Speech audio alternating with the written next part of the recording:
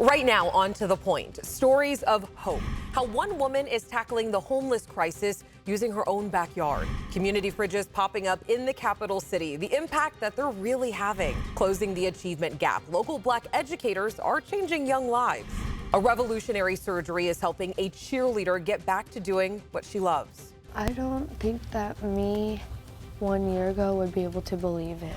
And spreading holiday cheer, a behind-the-scenes look at this display and how some of you helped it grow. Thanks for joining us. This is a special edition of To The Point, and I'm Alex Bell. We often get the opportunity to tell a lot of different stories on this show, and now we want to highlight stories of hope. And one thing that we talk about often is homelessness. One woman is trying to tackle the crisis by putting tiny homes in her backyard. Unlike many others who don't want shelters near them, also known as Not in My Backyard, this woman is saying yes. Our Rebecca Habegger has the story. Welcome to Safe Harbor, a community of 4 tiny homes for families transitioning out of homelessness and into permanent housing. Everyone's dealing with something different, so the average stay is about 45 days. Robin Moore is the founder of WeForce California, Inc., the nonprofit that runs Safe Harbor. She came up with the idea during the COVID lockdown when in-person volunteer opportunities ground to a halt. How do you put your heart on lockdown? She opened not only her heart, but also her own backyard, which is where Safe Harbor is located in Sacramento's Del Paso Heights area. This is our kitchen area, and we have utensils, and they can use the refrigerator, and they have a washer dryer. WeForce board member Christine Jefferson says families don't always gravitate to the community kitchen when they first move in. Because they were so used to being homeless that they didn't really have anywhere to cook. So we had to encourage them to come in here and use this area right here. Safe Harbor took in its first family in December of 2021 and has served about 50 people altogether in its nearly 14 months of operation. Families are screened and referred by another local nonprofit, Family Promise of Sacramento. By the end of this month, we should have our 20th family that has come down that Safe Harbor path. When they walk down, they're anxious. I don't know where they're coming from, sometimes out of their cars, sometimes out of hotels and motels because they're working just to be sheltered. We're all used to the homelessness that you see, at the intersection or the river area, and you see all these. There is an even bigger layer that you don't see. And there are families that are just trying to make it from day to day. This is family number 5? Yeah, it's your color. It is. It's beautiful. You look nice. Christina Talley and her 15-year-old daughter became homeless after leaving an abusive relationship. They were the 5th family to come through Safe Harbor, and Talley calls it life-changing. The biggest thing I think was the no judgment zone.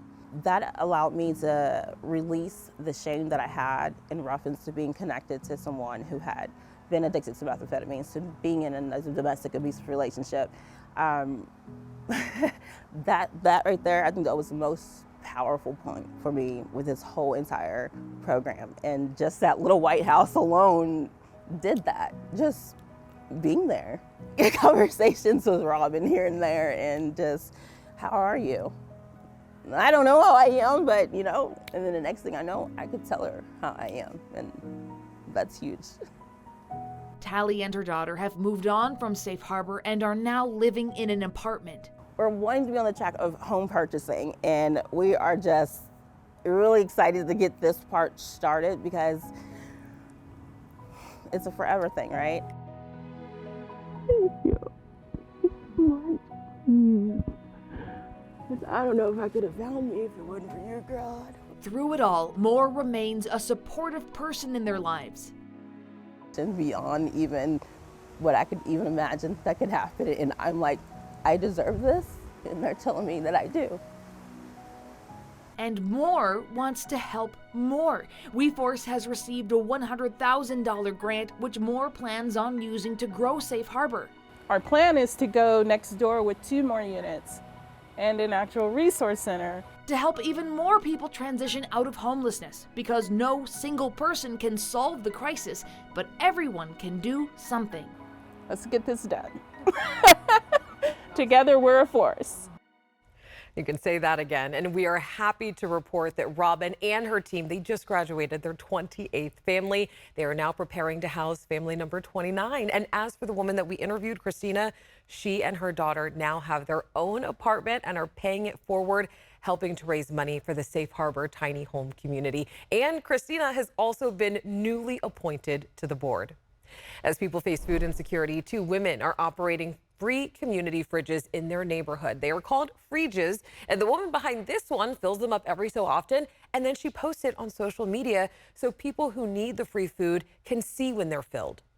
Doesn't take long to realize that there's a huge need here and throughout the country. There's not that many necessarily easy informal ways to help with that you can sort of do every day, and I figured that this would be something that's kind of passive. The food is donated by local grocery stores, and you can find out more about the program and how to help on our website, abc10.com. Next, you'll meet a 13-year-old with a lot to cheer about, how a surgery is helping her bounce back into the sport she loves. Plus, meet educators working to close the achievement gap among African-American students. And still to come, meet the man bringing holiday cheer to Amador County with his tiny Christmas village. You got Mickey Mouse Playhouse, which is brand new this year. I mean, that was something that was donated. Then you've got the barber shop, ice cream shop.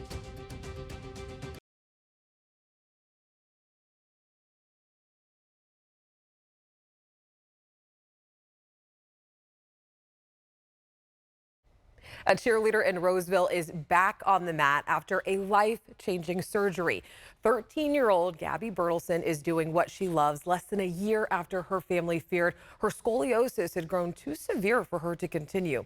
ABC 10's Luke Cleary reports that how thanks to Shriners Children's Hospital, a revolutionary spinal surgery, and perseverance, Gabby got back to the sport of cheerleading and helped her team win a national championship. Good, one more. Come on, Gabs. Success Try to put your hands between the lines. in the world of competitive cheerleading is found in the grind. Good, one more.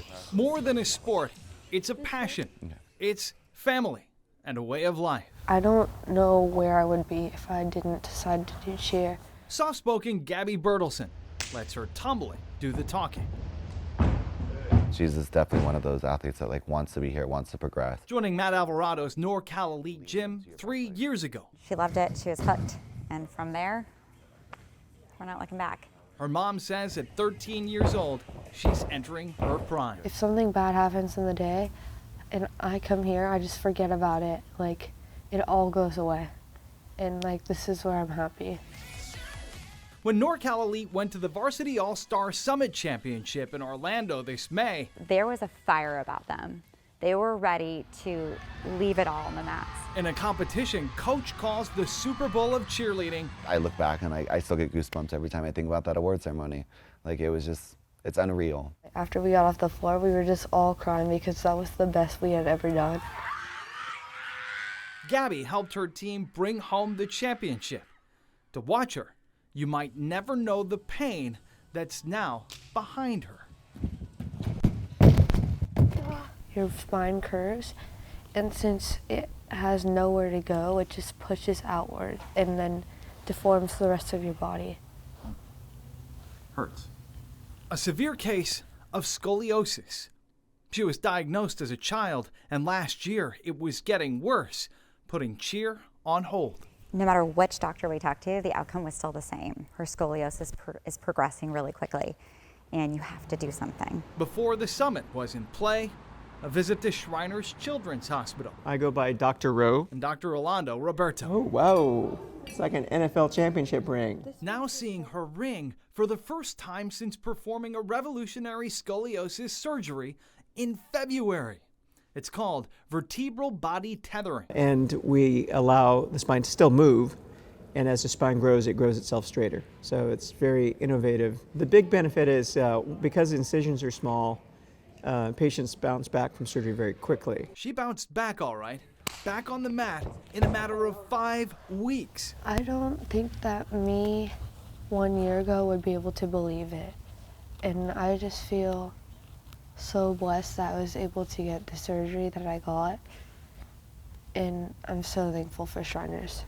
It's kind of insane to me to think she got the surgery done and was able to compete with really no restrictions. And I honestly did not think that was physically possible. Every step of the way, I just beam and smile. Already a champion at 13. That's great. I'm so proud of you. And Gabby's story is just beginning. And we will always be cheering for you, Gabby. All right, coming up next, closing the achievement gap among African Americans, the local teacher working to make a positive change. And at ABC 10, we stand for you. A look back at some of the time we've spent in the community.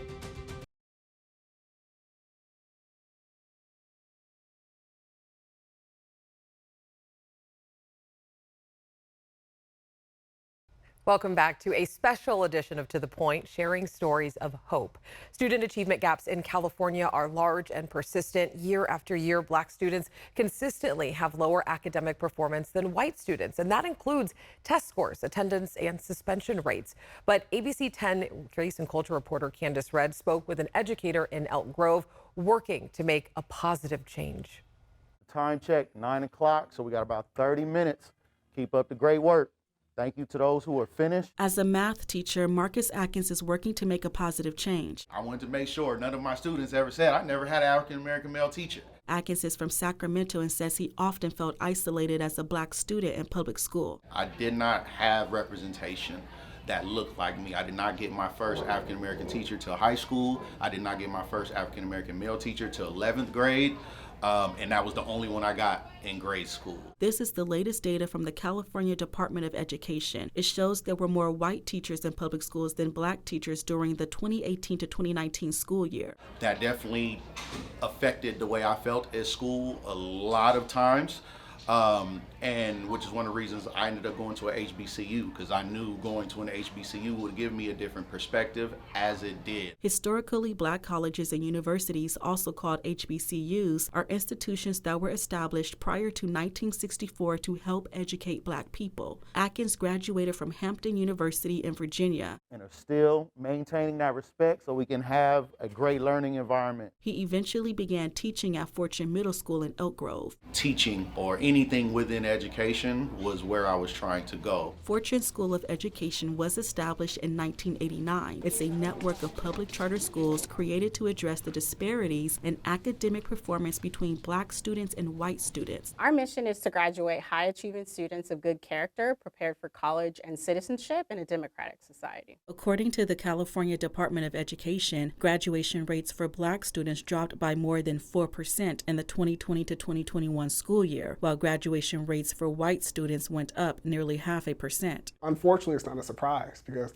historically, our Black students have struggled to succeed as well as their peers in California. Michael Lynch is the CEO of the nonprofit Improve Your Tomorrow. He says more Black students can succeed with equitable access to resources in education and society overall. The conditions in which Black students show up to their schools matters. So both the infrastructure, the housing, food insecurity, the economic circumstances. So if Black students aren't showing up to school fed, felt secure, right? It may be leaving challenging homes and environments. The city and county is responsible for that. Lynch says the shortage of Black teachers also contributes to the achievement gap in education. If you're often not interacting with a teacher who shares your same cultural experiences, if you're in class where you may not be engaged, all of these challenges are disproportional amongst Black students. So I don't think it's one entity that's solely responsible, but rather a systemic structure that has historically failed Black students to make sure that they can succeed at their best level. This needs to get done.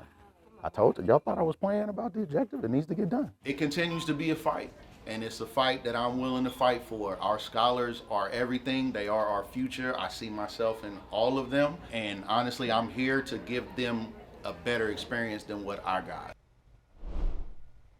Our team spends a lot of time in the community, and if you ask anyone who works in news, they will tell you it is the highlight of the work that we do. Spending time in the community helps us support organizations doing great work, understand people's needs better, and here's a look at some of the time that we spent alongside you right in our community. Walking from Southside Park to the state capitol, we met thousands of people at Sacramento's annual Pride Parade. We had our shirts, flags, and bandanas ready for an unforgettable afternoon supporting our local LGBTQIA+ community. Habitat for Humanity lit up the night sky for the Hard Hats and High Heels Gala to support the vital work of Habitat for Humanity, whose mission is to create more housing for families who need it right in our community. Stretch it out here. Bright and early in the morning, we warmed up for the annual My Sister's House Run for a Safe Haven. The run supports domestic violence victims, especially those with language and cultural barriers, build not only a sense of community, but get access to shelter, legal services, and education, among other support. Some events shape our community in ways we can't even imagine, like Sacramento's deadliest plane crash. It led to the creation of the first burn hospital in our area. During a panel discussion and viewing of To The Point special on the plane crash at the Sacramento Firefighter Museum, our team had the opportunity to meet victims' families, learn more about innovative medical advancements for burn patients, and thank the firefighters who have served our communities for decades. So from this humble beginning, we are helping a whole lot of people. Celebrating those who have made meaningful change was the focus of the inaugural Sacramento Changemakers Awards, hosted by the Sacramento Bee and the Nehemiah Emerging Leaders Program. As host for the evening, I had the pleasure of recognizing the top 75 leaders right here in our community. And food insecurity is an issue ABC 10 continues to raise awareness about. Walt has not stopped moving. If I stop, then I stop. Our Stand Against Hunger campaign helps raise money for 7 local food banks to help feed those most in need. But we don't just raise money, we also help prepare and distribute the food, putting it into the hands of our community. Because at ABC 10, we stand for you. Next, we check in with Mr. Holiday, a behind-the-scenes look at this display and how some of you helped it grow.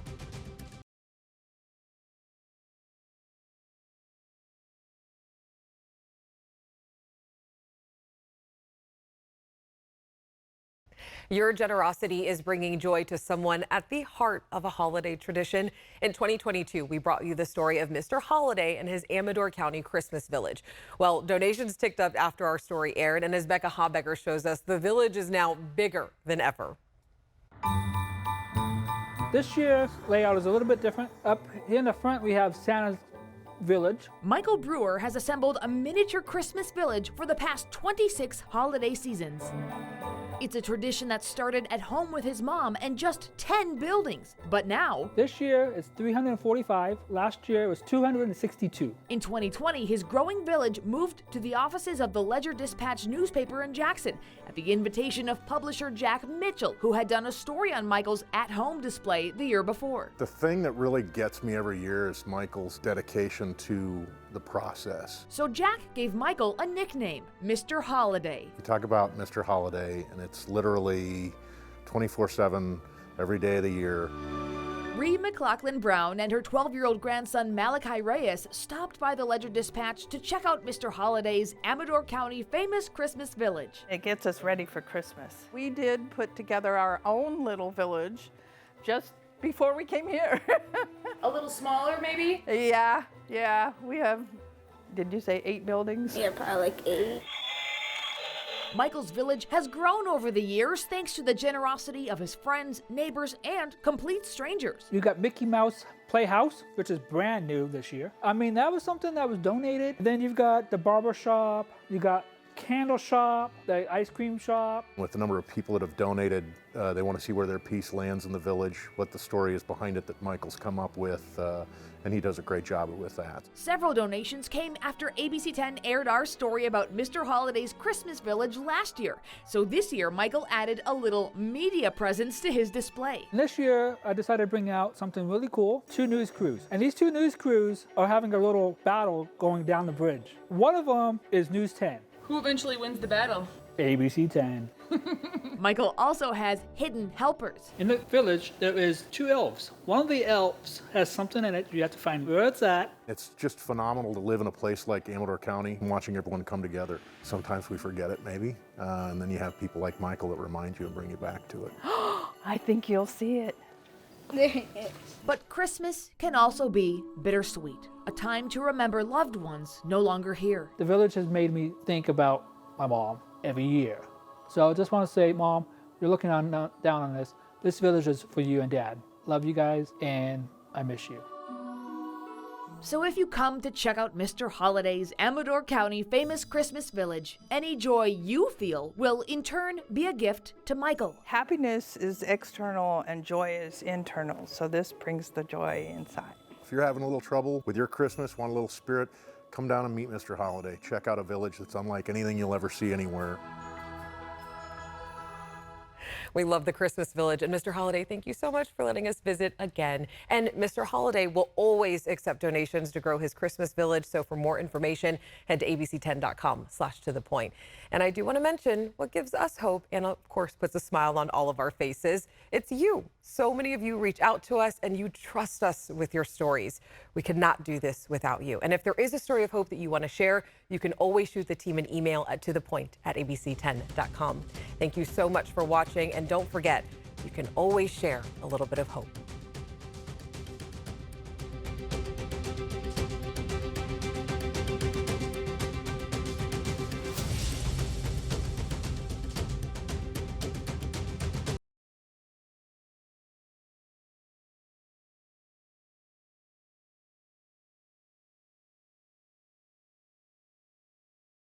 Hey, it's Alex. Just wanted to say thank you so much for watching.